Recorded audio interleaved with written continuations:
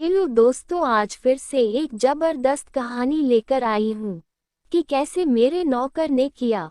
मेरा नाम नेहा है। मेरी शादी मेरे माँ बाप ने एक 45 साल के बूढ़े इंसान के साथ करवा दी और मेरी उम्र महज 21 साल की है। यह मेरी दूसरी शादी है। मेरी पहली शादी 4 साल बाद मेरे पति का देहांत हो गया था।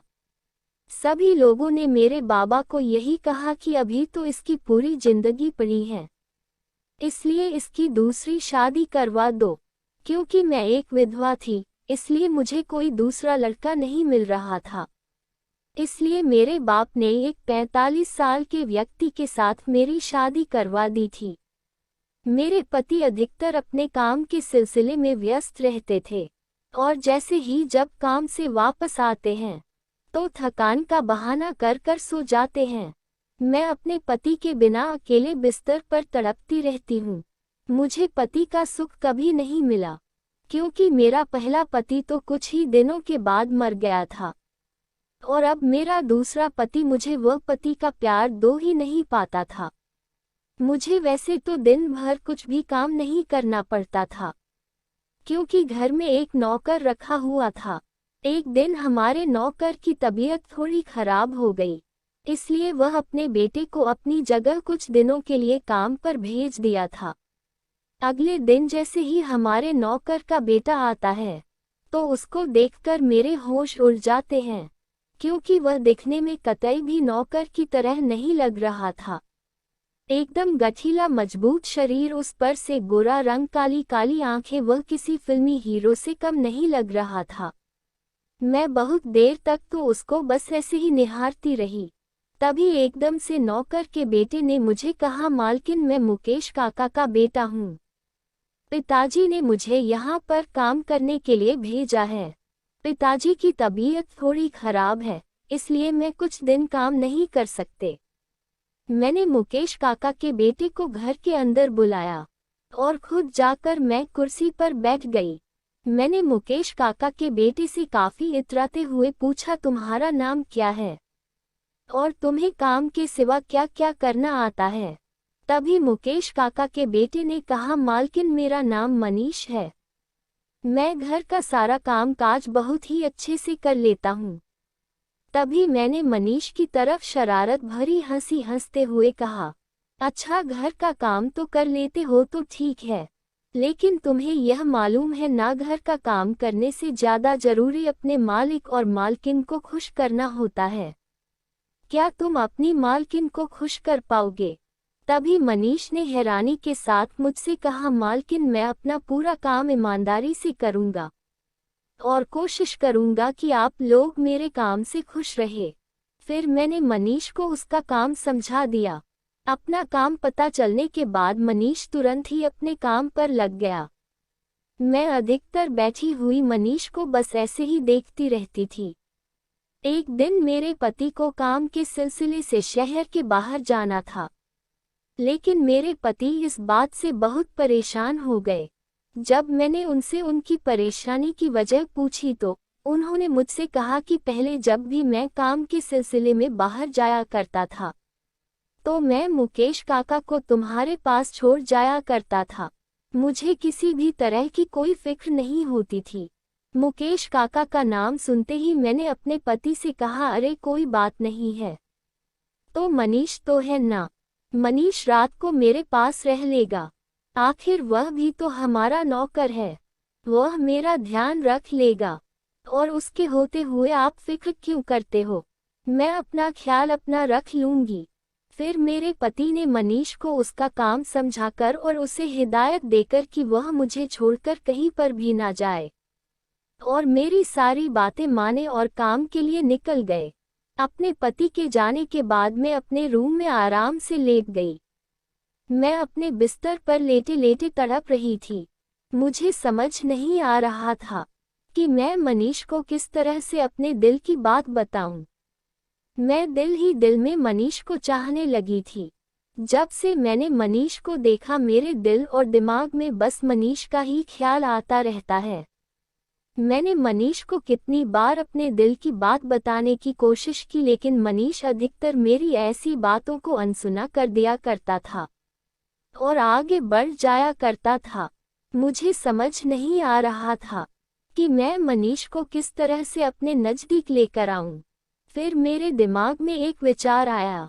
मैं फौरन अपने बिस्तर से उठी और रूम से बाहर निकलकर सीढ़ियों से उतरने लगी। क्योंकि मेरा रूम ऊपर है और मनीष नीचे किचन में सोता है। सीढ़ियों से उतरती हुई जानबूझकर सीढ़ियों से नीचे उतर गई और सीढ़ियों से गिरती हुई मैं जोर जोर से चिल्लाने लगी। मेरे चिल्लाने की आवाज़ सुनकर मनीष फौरन दौड़ा हुआ आया, मेरे करीब आया और मुझे इस तरह से गिरा हुआ देखकर वह घबराकर कहने लगा, अरे मालकिन आपको क्या हुआ? मैंने रोते हुए मनीष से कहा। मनीष मैं नीचे पानी पीने के लिए आ रही थी तो अचानक से मेरा पाँव फिसल गया और मैं सीढ़ियों से नीचे गिर गई। मेरे बहुत दर्द हो रहा है, मैं उठ भी नहीं पा रही हूँ। मनीष ने मेरी हालत को देखकर मुझसे कहा, मालकिन आप हौले हौले उठने की कोशिश करके देखो और अपने रूम में चलिए, फिर मैं फौरन डॉक्टर को बुला कर ले आता हूँ। लेकिन मैंने मनीष को झूठ बोलते हुए कहा, नहीं मनीष मुझसे कतई भी नहीं उठा जा रहा है, मेरे बहुत दर्द हो रहा है, तुम ही मुझे उठाकर मेरे रूम तक लेकर जाओ वरना मैं यहीं पर तड़पती मर जाऊंगी। जब मनीष के पास कोई उपाय नहीं रहा तो उसने मुझे अपनी गोद में उठा लिया। मनीष की बाहों में मुझे ऐसा आराम मिल रहा था जैसे मेरे जन्मों की ख्वाहिश पूरी होने जा रही हो। मनीष मुझे गोद में उठाकर एक एक करके सीढ़ियां चढ़ता जा रहा था और मैं उसकी बाहों में बाहें डाले उसके कंधे पर अपना सर रखे बस उसे देखे जा रही थी।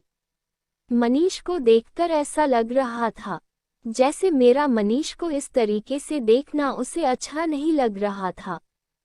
फिर मनीष ने फौरन मुझे मेरे रूम में ले जाकर मेरे बिस्तर पर लिटा दिया। जैसे ही मनीष ने मुझे मेरे बिस्तर पर लेट आया तो मनीष के बिछड़ने के डर से मैं कतई घबरा गई थी और मैंने फौरन मनीष की शर्ट पकड़ ली और उसे अपने नज़दीक खींचते हुए कहा, मनीष मुझे छोड़कर कहीं मत जाओ, मैं तुम्हारे बिना जी नहीं सकती हूँ, मैं तुम्हारे बिना मर जाऊंगी, देखो ना मैं तुम्हारे बिना दर्द में कैसे तड़प रही हूँ। तुम्हें मेरा ये दर्द दिखाई नहीं दे रहा है क्या? वह तुम्हें मेरा वो दर्द दिखाई नहीं देता? मनीष ने मेरी एक भी बात का जवाब नहीं दिया और उसने खामोशी से इतना कहा, मालकिन मैं ज़रा जल्दी जाकर डॉक्टर को बुला कर लाता हूँ। इतना कहकर मनीष रूम से बाहर चला गया। तकरीबन 2:30 बजे के बाद जब मनीष घर में आया तो मनीष के साथ एक डॉक्टर और एक साथ में लड़की भी थी। डॉक्टर ने मेरा पाँव देखा तो डॉक्टर ने कहा कि नहीं, ज़्यादा कोई तकलीफ नहीं हुई है, बस कुछ दिन आराम करोगे तो ठीक हो जाएगा, और डॉक्टर ने मुझे दवाई दे दी। डॉक्टर के जाने के बाद मनीष ने उस लड़की से जो मनीष के साथ आई थी उससे कहा, तुम मालकिन की अच्छी तरह से ख्याल रखना, ये चल फिर नहीं सकती हैं, इन्हें किसी भी तरीके की दिक्कत नहीं होनी चाहिए, इन्हें सहारा देकर बाथरूम तक लेकर जाना और फिर इनका सारा काम करना। मैंने हैरानी के साथ मनीष से पूछा, मनीष तुम मेरे नौकर हो और यह यहाँ पर क्या कर रही है? तभी मनीष ने मुझसे कहा, मालकिन यह मेरी बीवी है, यहाँ पर मालिक तो नहीं है और ना ही इस घर में कोई औरत है जो आपकी देखभाल कर सके, इसलिए मैं अपनी बीवी को यहाँ पर ले आया हूँ ताकि वह आपकी देखभाल कर सके। फिर मनीष ने अपनी बीवी को मेरे लिए गर्म पानी करने के लिए कहा। जब मनीष की बीवी चली गई तो मनीष ने मुझसे कहा, मालकिन हम लोग गरीब जरूर हैं लेकिन हम अपनी मान मर्यादा में रहना जानते हैं। मैं एक शादीशुदा हूँ और मैं अपनी बीवी के साथ कभी भी धोखा नहीं कर सकता हूँ। आप अमीर लोग हैं, आप लोगों में धोखा देने का रिवाज होगा, लेकिन हम गरीबों में ये रिवाज नहीं है। फिर मनीष इतना कहकर वहां से चला गया और उसके बाद से मनीष की बीवी ही मेरी देखभाल करने लगी। मनीष घर के काम करता और मनीष की बीवी मेरी देखभाल करती। दोस्तों, आपको हमारी यह कहानी कैसी लगी कमेंट बॉक्स में ज़रूर बताइएगा। और हमारी ऐसी ही कहानियाँ सुनने के लिए हमारे चैनल को सब्सक्राइब करना ना भूलें।